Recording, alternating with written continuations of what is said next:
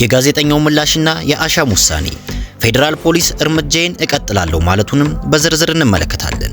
አብራችሁን ቆዩ። ለቻናላችን አዲስ ከሆናችሁ ሰብስክራይብ በማድረግ አበረታቱን። መልካም ቆይታ። ላለፉት 6 ዓመታት በኢትዮጵያ ቴሌቪዥን በመዝናኛ ፕሮግራሞች ላይ የምናውቀው ጋዜጠኛ ሶፎንያስ ዋሲሁን ከሰሞኑ በማህበራዊ ሚዲያ ላይ ፍጹም ከኢትዮጵያዊነት ባህልና ልማድ ውጭ በሆነ ተግባር የሚያሳይ ተንቀሳቃሽ ምስል መውጣቱን ተከትሎ ጋዜጠኛው ለአሻም ሚዲያ ለቀረበለት ጥያቄ አሁን ራሴን ለማስተካከል እና ለማከብ ጸበል ገብቻለሁ በማለት እንደተናገረና ይህንኑን ተከትሎ ድርጅቱ አሻም ሚዲያ ከጋዜጠኛው ጋር የነበረውን የሥራ ውልንም ማቋረጡንም ገልጿል።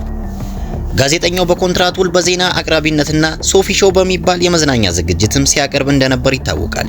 ይሁንና ስለ ጋዜጠኛው በተለያዩ ማህበራዊ ሚዲያዎች አማራጮች ላይ ከኢትዮጵያዊነት ባህል፣ ወግ እንዲሁም ሃይማኖታዊ ስነ ስርዓት ያፈነገጠ ተግባር ሲፈጽም የሚያሳይ ምስል እና ጽሑፍ መውጣቱንም ተከትሎ አሻም ሚዲያ በዚህ ድርጊቱ ከጋዜጠኛው ጋር የነበረውን ውልንም ከህዳር 30 ቀን ጀምሮ ማቋረጡንም ገልጿል። ከዚሁ ጋር በተያያዘ ባሳለፍነው ሳምንት በ3ኛው የጂ ፓወር ቲክቶክ አዋርድ ላይ ከሀገራችን ባህል እና እምነት ያፈነገጠ አለባበስን በመልበስ በቀጥታ ስርጭት ለህዝቡ የታዩ ግለሰቦች በፌዴራል ፖሊስ በቁጥጥር ስር መዋላቸውን አስታውቋል።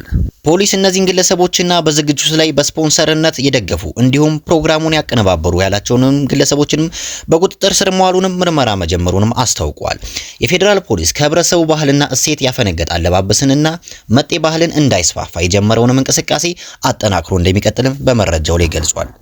የዕለቱ ዜናዎች እነዚህ ነበሩ። አብራችሁን ቆዩ።